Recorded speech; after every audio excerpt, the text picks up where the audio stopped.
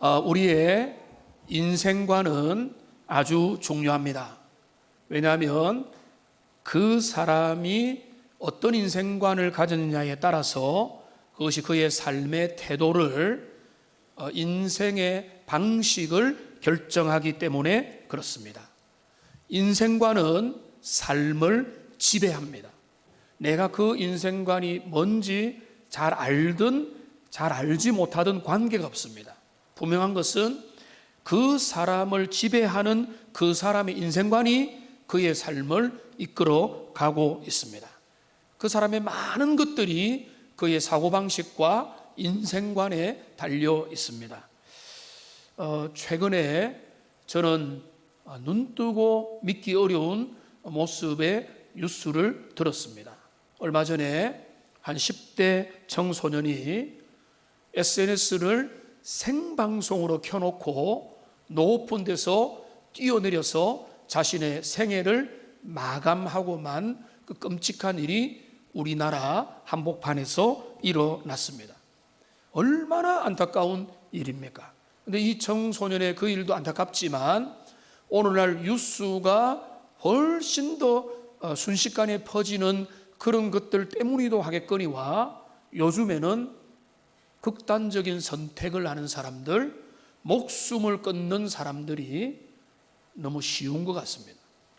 물론 그들의 삶을 가까이서 보면 결코 쉽지 않겠죠.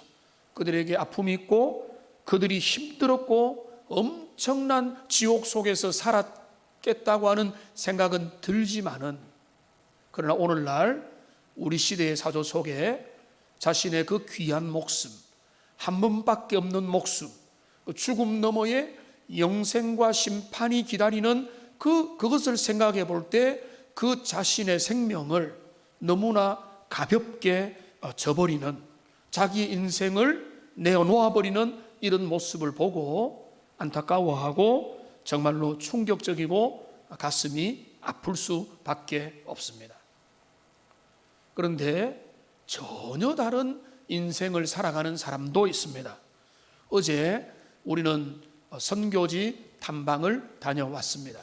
대구에 가까운 지금 대구제일교회를 중심으로 선교사 3분이 거기서 얼마나 대구와 영남 지역에 자신의 삶을 드렸는가라고 하는 것들을 탁월한 안내하시는 분을 통해서 우리가 도전을 받았습니다.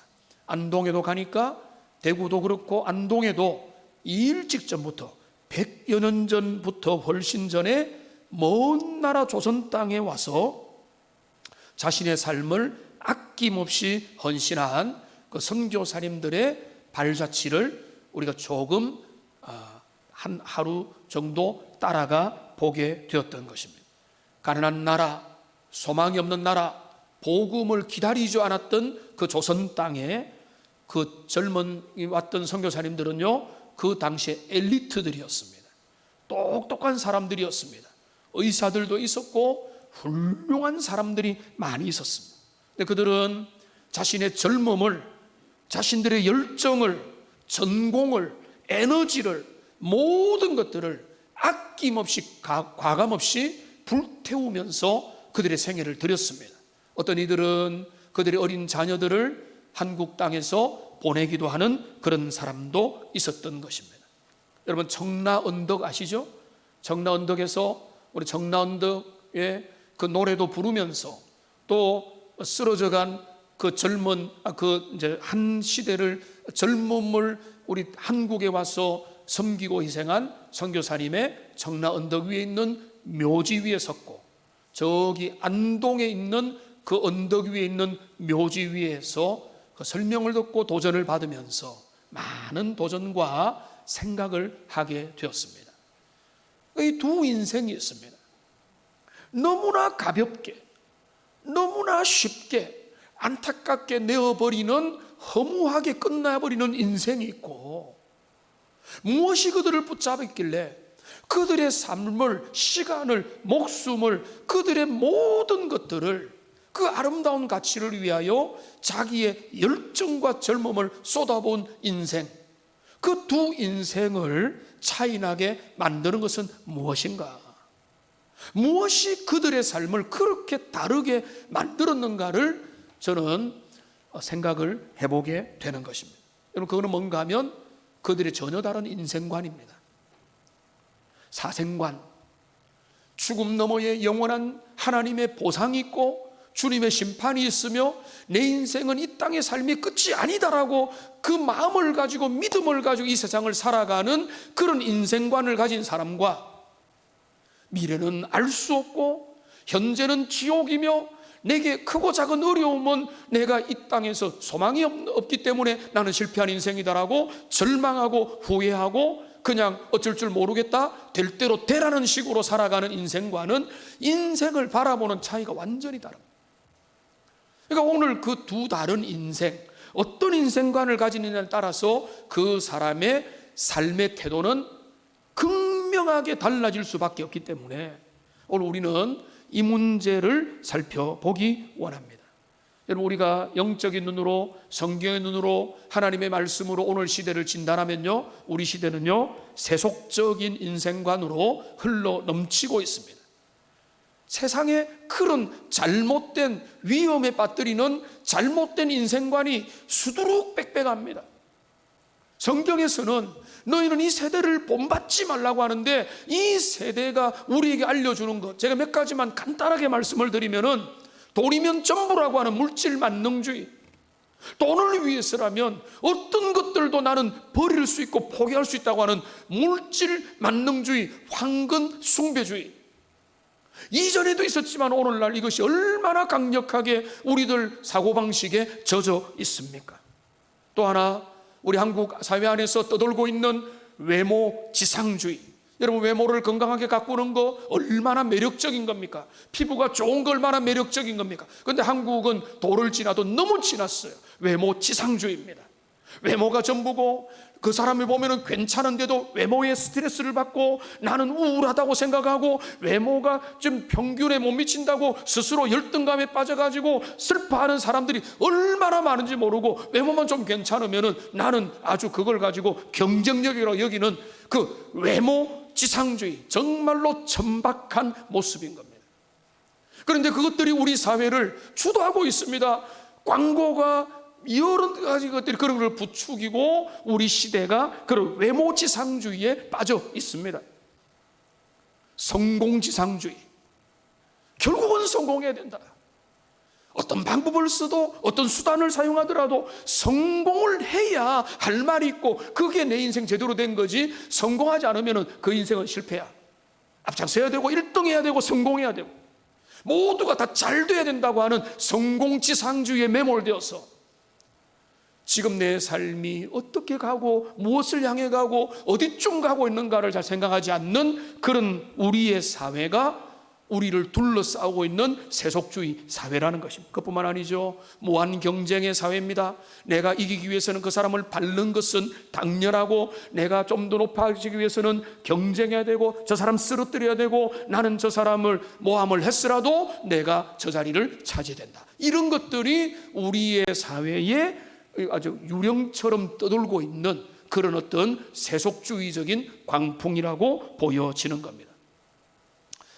우리는 이런 세상에서 살고 있습니다. 우리는 도망갈 수도 없습니다. 피할 수도 없습니다. 도피하는 게 정답이 될 수도 없습니다. 아니, 어떤 의미에서는요, 나이가 든다고 해서 죄를 안 짓는 건 아니지만은 50대가 되거나 60대가 되고 70대가 되고 나이가 들면서 죄를 적극적으로 지어댈 확률은 낮아지고 세상의 광풍에서 조금씩 빗나갈 수도 있는 거예요. 또 다른 죄가 들어올 수 있지만, 그러나 우리의 다음 세대를 생각하고 젊은 세대를 생각하면은 저들이 이런 어마무시한 광풍들 속에서 어떻게 빛의 자녀로 거룩한 주님의 사람으로 하나님이 주시는 은혜를 따라서 경건하고 거룩하게 걸어갈까 생각만 해도 사실은 아찔합니다. 그러니까 그런 것들을 생각하면은 오늘날 우리 주변에 있는 세속적인 인생관, 잘못된 인생에 대한 가치들이 우리 주변에 범람하고 있는 현실 속에서 정말로 중요한 것이 있다면은 저와 여러분들, 우리의 자녀들이 어떤 가치관과 어떤 인생관을 가지고 인생을 어떤 어떤 관점에서 지금 바라보고 살아가고 나아가고 있느냐. 그러니까 인생관이 무엇이냐에 따라서 그들의 삶의 태도는 극명하게 달라지게 되고, 그것이 처음에는 별거 아닌 것이 보이지만 나중에는 운명을 가르고요, 그들의 삶의 모든 것을 가르고, 제가 처음에 말씀드린 대로 어떤 사람은 허무하게 끝내버리지만 어떤 사람은 영원히 빛나고, 우리가 거기 가서 어제도 가서 숭고하다, 도전받고 나도 부족하지만은 내 소명의 자리에 가야 되겠다, 도전을 받는, 쓰임받는 인생으로 살아가게 되는 것, 그 두 차이가 인생과는 우리의 삶의 태도를 결정하는 겁니다. 그러니까 여러분, 우리의 인생관을 한번 되짚어보고, 여러분이 자녀들을 어떻게 가르치고, 여러분의 다음 세대가, 젊은이들이, 우리의 자녀들이, 우리의 가정이 어떤 세계관과 어떤 인생관을 가지고 지금 달려가고 있는가를 점검해 보는 그런 시간이 되면 좋겠습니다.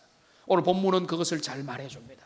오늘 본문은요, 바울이 고린도전서 15장에서 부활장이라고 말했죠. 그런데 이 부활장이라는 말은 바울이 부활장을 이렇게 길게 몇십 절까지 한 거는 똑같은 이야기 반복이 아니라고 했습니다. 처음에는 부활의 역사성, 부활의 사실성, 그 다음에 그 부활이 우리의 부활이 된다라고 말하고, 이 부활에 대한 자연적인 원리에서 찾아 나오는 것을 쭉 이야기하다가 이제 오늘 본문에 등장해서는 이제는 그 어떤 건가 하면은 부활 신앙을 가진 인생관과 부활 신앙이 없는 저급한 인생들이 얼마나 큰 차이가 나는지를 이 본문에서 극명하게 우리에게 드러내 주는 겁니다. 그러니까 그 인생관의 차이가 부활 신앙이 있냐 없냐에 따라서, 죽음 너머를 생각하느냐 아니냐에 따라서 적어도 세 가지 엄청난 차이가 여기에서 일어나는 것입니다. 첫째는요, 부활 신앙이 있는 자 없는 자의 차이는, 그들은요 이 세상을 살아가는 삶에서 차이가 나는 겁니다. 여러분 32절을 보십시오. 32절을 보면은 이런 표현이 있습니다. 내일 죽을 터이니 먹고 마시자. 부활신앙이 없는 자는 이런 인생관을 가지고 이런 삶의 태도를 가지고 살아갑니다. 미래를 준비하지 못합니다. 다음 죽음 너머를 기억하지 못합니다. 나에게 주어진 것은 지금이라는 시간을 내가 얼마나 즐기고, 얼마나 누리고, 얼마나 기회를 붙잡고, 지금 내가 높은 자리 가고, 지금 내가 성공하느냐, 오늘이라는 시간, 지금이라는 시간, 한 번 사는 우리에게 주어진 죽음 이전까지의 그 시간만을 그들이 제일 중요하게 여기면서 살아가는 겁니다. 내일 죽는다, 이거는 24시간 안에 죽는다, 이런 의미가 아니죠.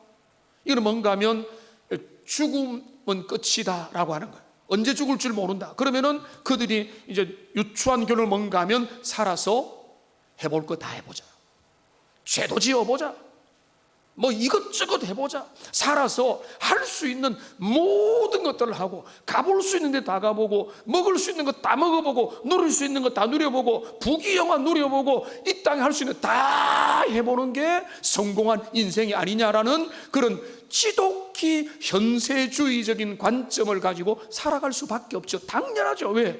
죽음 너머가 없는데, 죽음 이후는 생각도 안 하는데, 죽음은 끝인데, 그들은 당연히 지금에 맞추고 오늘에 맞추고 맞추니까 그들은 뭐라고 합니까? 내가 이 땅에서 얼마나 누릴까, 얼마나 즐길까, 얼마나 행복할까, 얼마나 쾌락을 누릴까, 남들 못 해본 것도 해볼까라고 누리고 계획을 짜고 그것에 승부를 걸고, 그거를 가지고 내 인생 잘 나간다, 잘 나가지 않는다를 판단하고 있는 것입니다. 이들은 죽음 너머를 생각하지 않는 겁니다. 여러분 어떻습니까? 부활을 생각하고 죽음이 끝이 아니라는 것을 믿는 자들은 어떻게 살아갑니까? 이 세상이 전부가 아니기 때문에 심판주를 생각합니다. 하나님의 영원한 칭찬을 기억합니다. 주님의 위로받을 것을 생각하고, 하나님의 영원한 영벌과 지옥도 생각합니다. 내 삶의 마지막에서 죽음 너머에 하나님의 영원한 위로와 주님의 심판이, 양과 염소를 가르는 일들이 하나님 앞에서 일어날 것을 믿기 때문에 이 땅을 살고, 우리가 때로는 넘어지고 때로는 실수하기도 하지만은, 그러나 완전히 멸망하지 않을 것은 우리가 주님이 주시는 영원한 우리 주님의 죽음 너머의 사실을 기다리기 때문에 그런 것입니다. 이게 부활의 인생관을 가진 사람은 이 땅에서 그렇게 인내하고 기다리며 절제하고 경건하며 손해보며 주님이 참으신 것처럼 참으며 그 길을 걸어가고 고난도 견디는 것입니다. 여러분, 우리가 자주 놓쳐버리는 게 있다고 저는 생각이 들었습니다. 그건 뭔가 하면 몸의 부활입니다. 여러분들 중에 믿음 있는 많은 분들은 죽으면 천국 간다라고 하는 것에 대해서 당연히 믿고 있습니다. 오늘 밤에 내가 죽어도 그리스도 예수를 의지하여서 하나님의 천국에 도달할 것입니다. 그러나 여러분, 그거는 구원의 완성이 아닙니다. 우리가 죽으면 육체는 땅에 묻히고 묻힌 육체는 썩어버리고 우리의 영혼은 주님 앞에 간다. 그러면 다 된 거 아니냐? 이거는 여러분, 성경이 말하는 종말의 마지막 그림이 아닙니다. 성경이 말하는 구원의 완성도 아닙니다. 우리 주님은 우리에게 분명히 뭘 가르치는가 하면은 몸의 부활을 의미하는, 몸의 부활을. 그러니까 여러분, 사도신경을 오늘도 고백을 했는데요, 여러분, 사도신경의 고백을 할 때 여러분 떠올리면서 되새기면서 고백을 잘해야 됩니다. 그 사도신경이 이런 고백을 했죠. 여러분 생각나십니까? 몸이 다시 사는 것과 영원히 사는 것을 믿사오며 라고 고백을 한 거예요. 그러니까 이 고백은요, 우리가 사도신경이 있기 때문에 고백한 게 아니라 기독교, 정통 기독교에서 몸의 부활을 인정하지 않은 적이 없어요. 그러니까 여러분이 오늘 죽거나 10년 후에 죽어서 주님 앞에 간다, 이게 구원의 완성이 아니에요. 우리의 구원의 완성은 뭔가 하면 주님 앞에 머물러 있었던 영혼들이 우리 주님이 재림하여 오실 때에 그 영혼들이 주님과 함께 옵니다. 그리고 이 땅에 있는 모든 음부의 권세에 있었던 썩어버린 몸이 다 일으킴을 받아서 부활체의 본질을 입고 그때의 새하늘과 새 땅이 이루어지는 거예요. 이게 성경이 가르치는, 요한계시록 22장뿐만 아니라 성경이 가르치는 몸의 부활이에요. 몸의 부활. 근데 우리는 잊어버려요. 내가 죽어서 천국 가지. 그거는요, 구원의 완성이 아니에요. 근데 우리가 정말로 사모해야 될 것은 뭔가 하면 부활신앙을 진짜 가진 자는 주님, 우리는 기다립니다. 내가 죽어서 주님 앞에 내 영혼은 가지만은 나중에 우리 주님이 역사와 하늘과 땅을 완전히 새롭게 하시는 그날에 우리 주님께서 창세 이후로 아담부터 주님의 재림까지 먼저 믿음으로 죽었던 모든 영혼들을 주님이 다시 불러서 영혼과 몸이 결합하여 부활체의 본질을 얻고 주님이 주시는 새 에덴에서 누리게 될 것을 확신하며 신뢰하며 그 믿음을 가지고 지금 이 세상에서 우리가 살아가고 인내하며 때로는 참으며 이 길을 걸어가는 것입니다. 그러니까 부활신앙이 있다 없다는 삶의 태도를 결정적으로 차이 있게 만들고, 부활신앙이 없는 자는 세상이 전부인 줄 알기 때문에 여기서 얼마나 누릴까, 얼마나 즐길까, 얼마나 많은 것들을 경험할까, 여기에 초점을 맞추고 그 죽음 너머에 있는 영원한 생명에 대해서는 별로 무관심하고 여기에만 집중하게 되는 것입니다. 여러분, 이 생망이라는 거 아시죠? 아시죠? 라고 물어봤지만은 아마 제 나이 이상은 거의 모를 겁니다. 이 생망. 그 무슨 말인가 하면은 이번 생에는 망했다. 요즘 사람들은 신조 진짜 많이 만들어내죠. 이번 생에 망했다. 뭐 어쩌자는 겁니까? 이번 생에 망하니까 자포자기하고 이번 생에 끝이니까 그냥 나는 뭣도 모르겠다, 멋대로 살고 내 육신을, 내 마음을, 내 삶을 내팽겨치는 게 이 생망입니다. 그러니까 될 대로 되라. 눈에 보이는 즐거움과 눈에 보이는 그냥 쾌락을 누리고 그냥 모르겠다, 대충 살자. 이게 이 생망의 마음인 거예요. 하나님의 사람은, 부활을 믿는 사람은, 영생을 믿는 사람은 죽음이 끝이 아니기에 죽음 너머는 심판이 기다리고 영생과 영벌이 기다리기에 절대 그렇게 살자. 내가 때로는 넘어질지언정 내가 이 땅에 살면서 다시 정신을 차리고 하나님의 은혜를 붙들고 성경을 붙들고 진리를 붙들고 성령의 은혜 가운데서 다시 오뚜기처럼 일어나서 주가 주시는 길을 따라 걸어가는 것입니다. 이런 부활신앙을 가지고 영원한 신앙을 가진 것은 이래서 너무 좋은 거예요. 그러니까 여러분들 믿음을 가진 것이 얼마나 좋은 것인지 잊지 마시기 바랍니다. 여러분들을 죄악의 구렁텅이에서 이 생망 정신으로 빠뜨리지 아니하고, 그래도 흔들리지 않고, 그래도 예배드리면서 내 생애를 그냥 허비하지 않아야 되지, 내 생애는 하나님 앞에서 영원히 기억되는 인생이 되고 싶다라고 느끼면서 살아가도록 하고, 예배를 드리고 말씀에 도전을 받도록 하는 것 자체가 하나님의 은혜 속에 있는 사인인 줄 여러분 믿으시기 바랍니다. 하나님의 은혜로 여러분을 붙들어 주기 때문에. 그러니까 우리가 부활신앙을 가지고 이 생애를 넘어서는 그 영원한 가치를 바라보며 믿음으로 살아가는 것입니다. 두 번째, 부활신앙을 가진 자와 그렇지 못하는 자들이 가지는 큰 차이가 있는데요, 그들은 삶의 접근법이 다릅니다. 그러니까 문제를 바라보고 문제를 해결하는 방식이 큰 차이가 납니다. 문제는 똑같이 일어납니다. 신자에게도 환난이 일어나고 고난이 주어지고 역경이 다가오는데 그거를 대하는 태도가 완전히 다르다는 것입니다. 32절을 보시면은 바울이 이렇게 말합니다. 내가 사람의 방법으로 에베소에서 맹수와 더불어 싸웠다면 내게 무슨 유익이 있으리요. 한번 따라 합시다. 사람의 방법으로. 여기 줄을 꺾거나 주목을 하시기 바랍니다. 바울은 어떤 말을 합니까? 나는 사람의 방법으로 싸우지 않았다는 거예요. 나는 사람의 방법으로 내 삶의 과제를 다루지 않는다. 왜? 나는 부활신앙을 가진 자. 나에게는 진정한 신학이기 때문에 사람의 방법으로 내 인생의 문제를 풀려고 애쓰지 않습니다라고 말하는 거예요. 사람의 방법으로 에베소의 맹수와 싸운 것이 아니라고 했습니다. 사람의 방법은 뭡니까? 인간의 수단입니다. 모든 동원할 수 있는 수단과 방법을 사람의 방법인 겁니다. 여러분, 정말로 부활신앙을 가지고 참된 신앙을 가진 자와 그렇지 않은 자는요, 인생의 문제를 풀어가는 일들과 방식과 과정을 보면 다 드러납니다. 어려운 일 당하고 고난 당하고 위기를 당하면요, 그들의 수준이 드러나고 신앙의 정체가 드러납니다. 세속적인 정신과 세상적인 방식과, 그래서 결과를 위해서라면 과정도 별로 중요하지 않고, 도로 가나 오른쪽으로 가나 왼쪽으로 가나 이리로 가나 저로 가나 결과만 좋으면 된다. 방법이 뭐가 중요하냐, 과정이 뭐가 중요하냐, 절차가 뭐가 중요하냐, 결과만 좋으면 다 되는 거 아니냐라고 그렇게 여기는 것입니다. 근데 바울은 그런 방식을 포기합니다. 나는 이 땅에서 살아갈 때 하나님이 주시는 은혜의 방식을 택하겠습니다. 사람의 방법으로 내 삶의 숙제를 풀지 않습니다. 그리고 여기에 뭐라고 했습니까? 바울은 인간적이고 세속적이고 정욕적인 그 투쟁의 방식을 버립니다. 사람의 방식은 뭡니까? 눈에는 눈, 이에는 입니다. 그 사람이 강하게 나오면은 나는 더 강하게 나오고, 그 사람을 한번 밟아줘야 되고, 나는 그 사람이 이렇게 나온다, 내가 그 사람을 다른 사람 앞에 깔아뭉개주면은 내가 그 사람 나에게 함부로 못하겠지. 이런 것들이 세상 방식인 거예요. 바울은 말합니다. 나는 그런 방식으로 싸우지 않습니다. 나는 하나님 앞에서 내가 믿음의 길을 걸어가면서 인간적인 방법, 세속적인 방법, 수단과 방법을 동원해서라도 모든 걸 총동원해가지고 내가 이룰 수 있는 목적이라면 다 이루겠다라고 하는 그 방식을 바울은 포기했다는 거예요.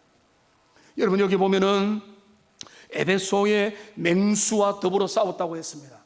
여러분, 이 말을 여러분 곡해하지 마십시오. 에베소에서 사자와 곰과 호랑이와 싸웠다는 말이 아닙니다. 에베소에서 맹수와 싸웠다는 것은 에베소에 있는 대적자들과 싸웠다는 것입니다.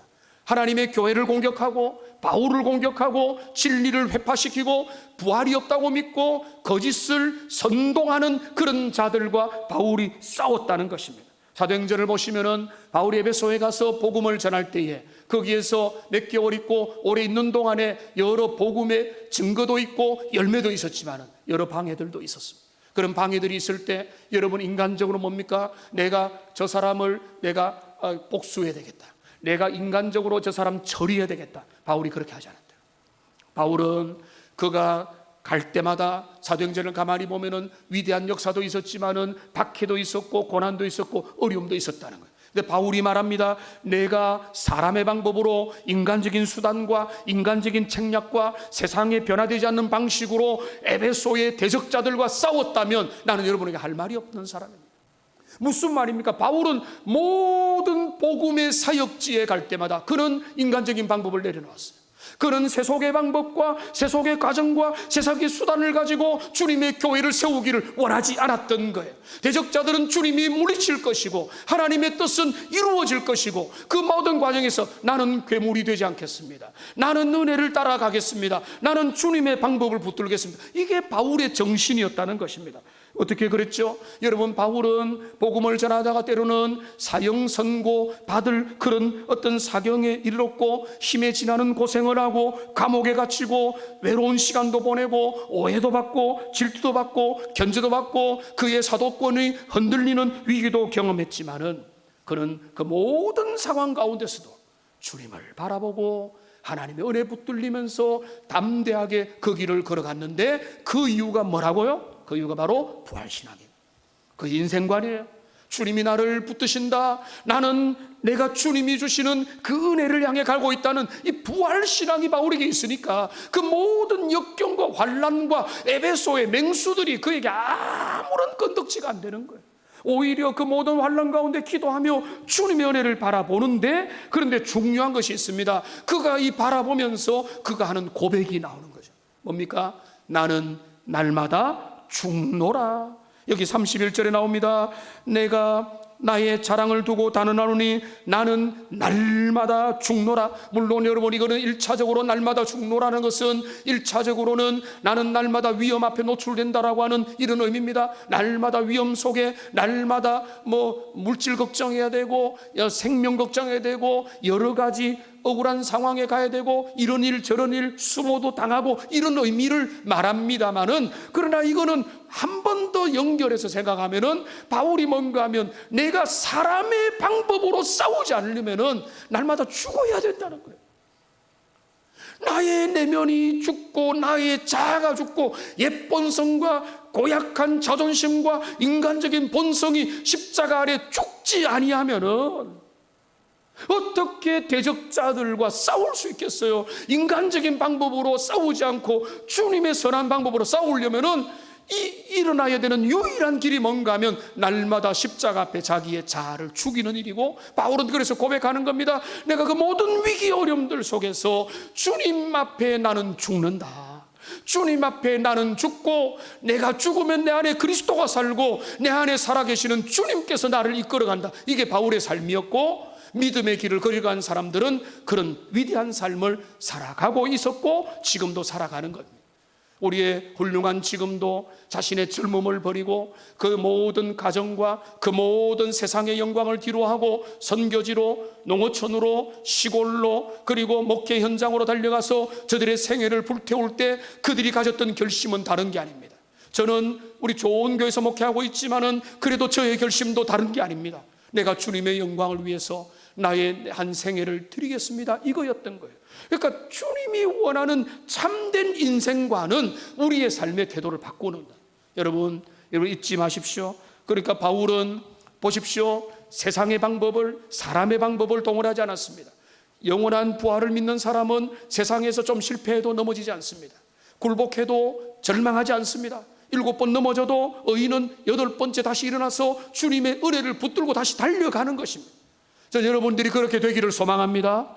세상의 가치관 때문에 흔들리는 것이 아니라 하나님이 주시는 영원한 소망을 붙들고 세상의 방법, 사람의 방법이 아니라 주님의 방법을 끝까지 의지해서 그 과정과 절차와 방법을 주님 앞에 정당하게 칭찬받고 그로 인해서 하나님이 주시는 영원한 면류관을 얻는 하나님의 복된 백성들, 여러분의 자녀들, 여러분의 남은 인생이 되기를 주님의 이름으로 축원합니다.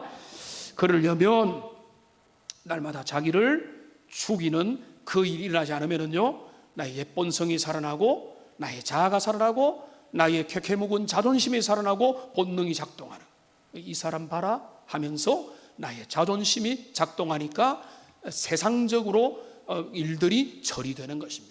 하나님의 은혜가 나타나기 위해서는요, 복음 안에서 바울이 날마다 자기를 죽여야 됐다면 우리도 우리의 삶에서, 우리의 가정에서, 우리의 일터에서, 여러분의 세상에 악이 득실거리는 세상 가운데서 십자가 앞에서 자기를 죽이는 일들이 나타나야 되는 것입니다. 세 번째, 마지막으로 부활의 신앙을 가진 자, 건강한 인생관을 가진 자와 그렇지 않은 자의 그 차이가 있는데요, 그거는 뭔가 하면 영향력에 엄청난 차이가 있는 것입니다. 둘 다 엄청난 영향력을 발휘합니다. 그러나 부활신앙이 없는 자는 악한 영향력, 부정적인 영향력을 공동체한테 뿌리게 되는 것입니다. 33절을 보십시오. 여기 이렇게 말합니다. 악한 동무들은 선한 행실을 더럽히나니. 여기 동무라는 단어가 있는데요, 동무라는 것은 친구 같지만은 여기는 뭔가 하면 악한 교제권은 이라는 거예요. 누구와 어울리느냐, 누구와 대화를 나누고 누구와 삶을 공유하고 누구와 그 중요한 이야기를 어울리느냐에 따라서 그 사람은 거기에 끌려가게 돼 있어요. 여러분, 그거를 절대로 무시하면 안 돼요. 나는 괜찮겠지, 나는 중용을 지키고 나는 객관적이라고 하겠지만은 그 사람이 누구와 어울리고 어디를 가까이 하고 무엇을 접하느냐에 따라서 이 사람은 은근하게 노골적으로 이 사람은 그런데 끌려가고 영향을 받게 된다는 것입니다. 세속적인 사람들, 속물적인 사람들, 이 세상의 가치와 아까 말한 대로 절차와 과정과 방법은 중요하지 않고 결국은 결론만 얻으면 된다고 하는 성과 지상주의에 빠져 있으면은 거기에 마음이 사로잡히면은 모두가 거기에 영향을 받게 되는 것입니다. 그런데 반대로 영원한 천국을 소망하면서 이 세상을 나그네 길로 살아가면서 이 세상이 전부인 것처럼 살아가지 않고 하나님의 신실함과 주님의 약속과 내가 때로는 고난을 당하고 어려움을 당하고 위기를 당한다 할지라도 그 위기 속에서 잠잠히 주님을 바라보며 하나님의 은혜를 바라보는 사람들, 그런 자들과 함께하면은 오히려 위로를 얻고 오히려 소망을 얻고 그런 사람을 통해서 주님께 더 가까이 가게 되는 것입니다. 여러분, 그러니까 여러분들 잘 사귀어야 됩니다. 주변의 사람들도 골라서 사귀어야 됩니다. 우리 어른들이 아이들 어릴 때, 제가 어릴 때도 부모가 한결같이 하는 말이 뭡니까? 친구 잘 사귀라. 물론 그 말은 완전히 100% 맞는 말이 아닙니다. 친구 잘 사귈 뿐만 아니라 너가 좋은 친구가 돼야 되죠. 그러나 그 말은 정당한 성경적인 말입니다. 어떤 친구를 사귀는 자냐, 그 인생은 크게 영향을 받기 때문에 그런 것입니다. 여러분 한번 보십시오. 우리가 매일 성경 새벽에 민수기를 보면서 우리는 어떤 교훈을 얻었습니까? 12명의 정탐꾼이 갔습니다. 그들이 하나님의 약속의 땅 가나안 땅에 미리 정탐을 하러 갔습니다. 정탐을 하러 갔다가 12명 중에 자그마치 10명이 부정적인 보고를 하니까 공동체는 엉망이 되어버려요. 혼돈과 염려와 불신앙이 그들의 마음을 사로잡아 버리니까 뭐라고 합니까? 애굽으로 돌아가자, 거기가 좋았다, 거기에 먹을 것이 많았다, 그때가 행복했다라고 그 이야기를 하면서 그들의 마음이 어지러워져 버리는 거예요.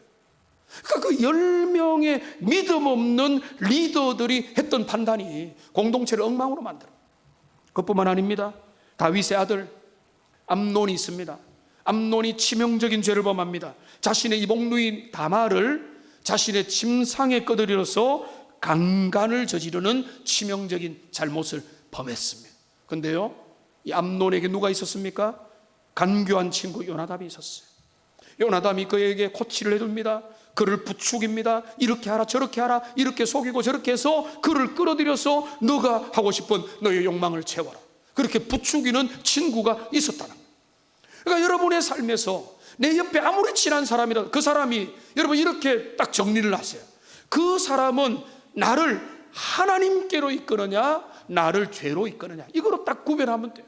그 사람을 만나면 나는 좀 더 주님을 생각하고 좀 더 영혼을 생각하고 좀 더 십자가를 생각하고 은혜를 생각하게 되는 그 사람 만나면 세상적이 되는지 인간적이 되는지, 선교회 만나면 선교회 만나서 어떤 경우들이 되면은 세상적인 이야기, 인간적인 이야기만 하고 있지는 않습니까? 그러면 안 되는 거예요. 복음을 말하고 은혜를 말하고 진리를 말하고 서로 격려하고 선행을 격려하고 하나님이 원하는 가치관을 말하면 그 사람은 좋은 친구입니다. 너 나와 함께 기도하자, 기도회 같이 가자, 같이 예배드리자, 같이 우리가 헌신하자, 우리가 참여하자, 이 일을 같이 하자, 이런 사람은요 천사들이에요. 부정적인 이야기를 퍼뜨리고 항상 이런 그런 거 하지마 하고 죄를 향해서, 불의를 향해서, 잘못된 것을 향해서 여러분을 유혹한다면 세상에 아무리 친한 친구라도 끊으세요. 그러니까 여러분, 악한 동무는 뭐라고 했습니까? 악한 동무들은 선한 행실을 더럽힌다. 아주 부정적인 영향으로 공동체를 더럽히고 여러분의 주변을 어지럽히고 세상을 어지럽히는 그런 존재가 된다는 것입니다. 그러니까 여러분, 한 번씩 여러분의 인간관계를 점검해야 됩니다. 그래서 이 사람은 정말로 내 편인가? 나를 위하는 사람인가? 나를 위하는 사람은 뭡니까? 나한테 쓴소리도 할 줄 알죠.